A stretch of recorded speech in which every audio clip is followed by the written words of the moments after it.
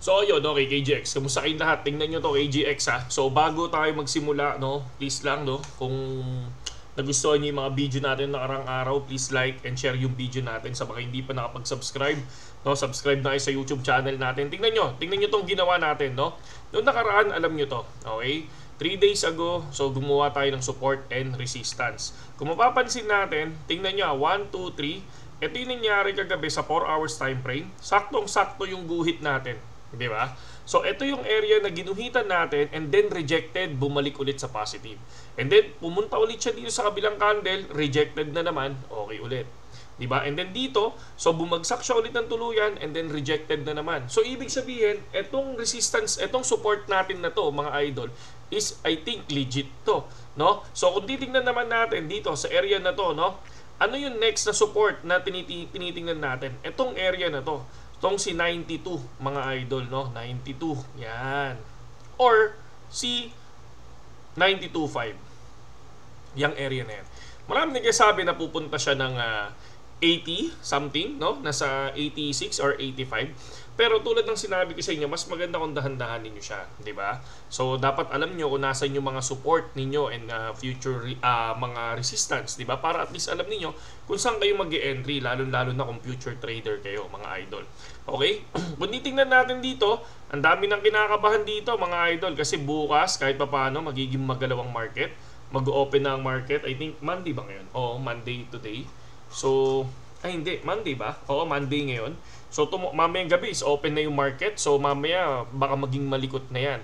Actually, kagabi, lumikot na to eh. Si BTC nagpunta ng 93. Oh, 93. Pero alam ko, nag-92 pa to kagabi. I think 93. Oh, so yan. 93, sakto. So, ang dami nagpapanik, no? So, ang dami nagtatanong, KGX, anong mangyayari? KGX, alam nyo kapag ganun yung mga question nyo, mas maganda mag-sell na kayo. No? Kasi sa totoo lang kami, katulad ako, di ba? Kapag nag-invest ka sa crypto, lalo-lalo na itong mid-bull run investment, di ba? Kaya,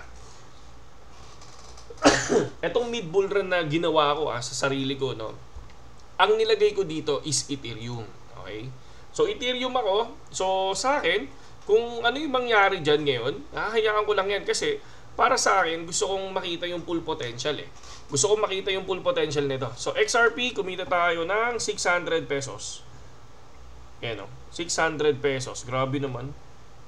600,000 tong pinakita niya. Positive 600,000. Ano to? Bakit positive? Ay, nakita nyo tuloy yung profit natin eh. Nakita nyo yung profit natin. Nakita nyo yung profit natin kay XRP, mga idol.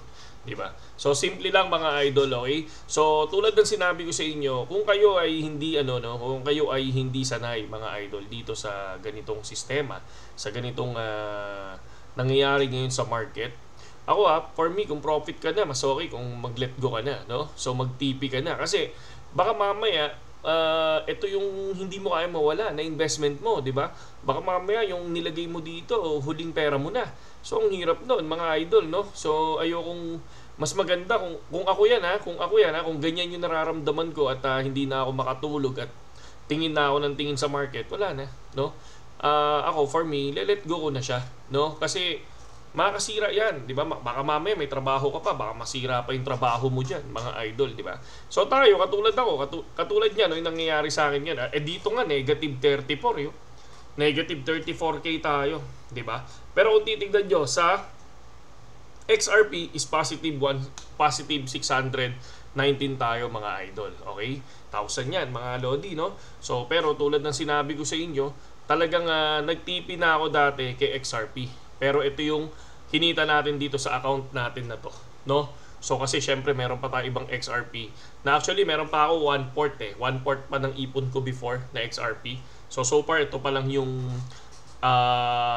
tawag dito, yung nakikita natin dito sa account, no? Tapos ito negative 34 tayo kay ETH. Kaya nga sabi ko sa inyo, napakalalim eh. Bago ako matalo muna dito eh, di ba? So, yun talaga, best time to invest is bear market para hindi ka talaga totally hindi ka na-stress, di ba? Kung ngayon ka, automatic yan, nandiyan ang stress ngayon. So, ito talaga may stress ka dyan. Bakit ka may stress? Kasi una, ang lupit ng market. Akyat baba ang market, sobrang laki pa pagka bumagsak. Kita niyo yung 108,000 to 92. Di ba? Ang laki nun. Paano kung doon ka nag-invest sa 108? Dinalaglag yan. Baka mabaliw-baliw ka dyan, di ba? So, mas okay, mga idol, no? Na aralin nyo muna, di ba? Tulad ng sinabi natin Kaya nga sa channel natin, masyado tayong bulgar sa pinapakita natin, di ba? Kasi gusto kong makita nyo yung katotohanan, hindi yung kung ano yung nakikita nyo sa mga idol nyo, di ba? So may mga natutulong sila sa inyo, pero karaniwan, tandaan nyo kunyari kung may subscriber ka na 100,000, sa akin na lang, sabihin na natin 9,000 sa Facebook and 6,000 to 7,000 dito sa YouTube. 'Di ba? Yung iba diyan hindi naman talaga pro crypto Bago lahat 'yan. 'Di ba kung katulad niyan, masyadong malaro yung market katulad ngayon, kagabi nga lang, 'di ba? Kung masyadong matindi yung dinrap ni BTC, 'di ba? From 95 to biglang nag-93, 'di ba? So pababa siya ng pababa, spaghetti pababa nga 'di ba? Tulad nga ng sinabi natin sa inyo, di ba? So, eto, ETH naman, kung mapapansin nyo naman ang takbo ng ETH, mga idol. No, ako yun ang payo ko sa inyo kung kayo hindi na makatulog, mga lodi, better to out na kaysa matawag dito, ma-stress kayo lalo. So far, kung mapapansin naman natin si Ethereum, no? Yung ginuhitan natin, nag-bounce siya. Okay? Bounce, biglang lumipad dyan kanina hanggang 3,437 and then bumalik positive na naman, and then yung ngayong candle na to is negative. So titignan ko yung candle ng alas 10 mamaya. So far ako totally wala, hold lang ako, no? Tulad ng sinabi ko, ayan yung tether ngayon, di ba? So nagkakaroon ng yung tether ngayon, nagkakaroon ng sabi nila, no, mababan, no? Para sa akin FUD yun, no? Yes, kung sakali maglaro yung market, bumagsak ng konti, I think hindi babagsak ng tuluyan yan yung market. Diba ako yun lang ang tingin ko hindi babagsak ng tuluyan yung market, no? Pagdating lang doon sa Tether. Kasi pwede ka mag-trade sa USDC, diba? Ganun lang kasimple yun. Pero tingnan natin kung anong mangyayari mamaya. Pero ako, payo ko lang sa inyo, kung hindi na kaya, no? Kung hindi na kaya yung stress, out. Okay? Kung hindi na kaya yung stress, out. Diba? Pero kapag ikaw, ako nga tulad na sinabi ko sa inyo divert nyo yung sarili nyo sa iba. Mag-gym kayo, mag-walking kayo, tapos maghanap kayo kung ano yung pwede nyo pang gawin, di ba? Hindi lang yung tingin kayo ng tingin sa market. Ang hirap niyan, mga idol, di ba?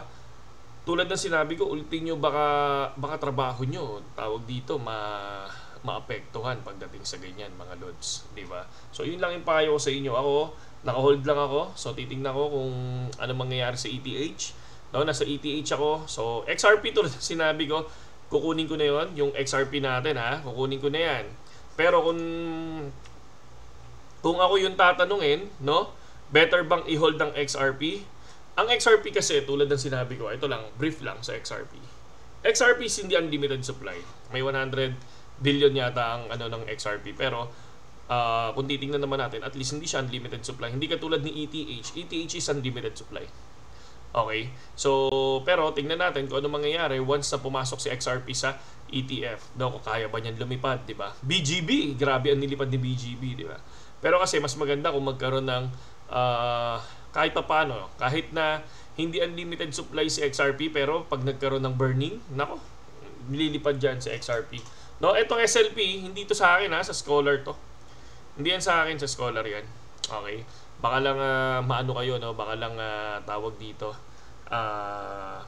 Magtaka kayo bakit ako may SLP. Pero nilalaro-laro ko yan, yung SLP nila. Kasi para at least kahit pa paano, kumita-kita. Gusto ko nga ipaalam sa kanila natanggalin na si SLP.